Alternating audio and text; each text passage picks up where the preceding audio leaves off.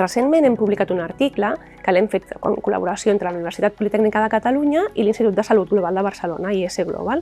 Llavors, l'objectiu d'aquest article era, per primera vegada, avaluar conjuntament els impactes ambientals i els impactes sobre la salut que té el consum d'aigua a la ciutat de Barcelona. Per fer-ho es van combinar dues metodologies, que són l'anàlisi del cicle de vida per avaluar els impactes ambientals, que és el que vam fer nosaltres, i el Health Impact Assessment, que és el que van fer les investigadores de l'Institut de Salut Global.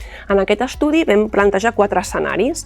El primer seria l'escenari actual, on aproximadament el 60% de la població consumeix aigua embotellada, i els altres 3 serien què passaria si tothom la consumís embotellada, què passaria si tothom consumís aigua de l'aixeta o què passaria si tinguéssim filtres domèstics a casa.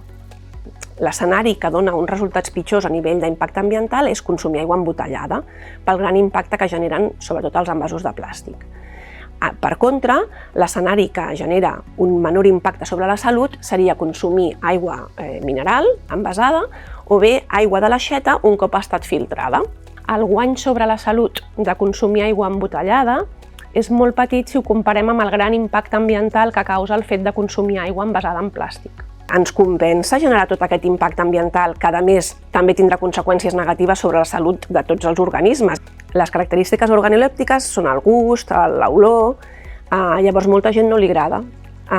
I per això molta gent beu aigua embotellada. I això es podria solucionar si l'aigua domèstica es filtrés. Consumir aigua de l'aixeta és molt segur, genera molts menys impactes ambientals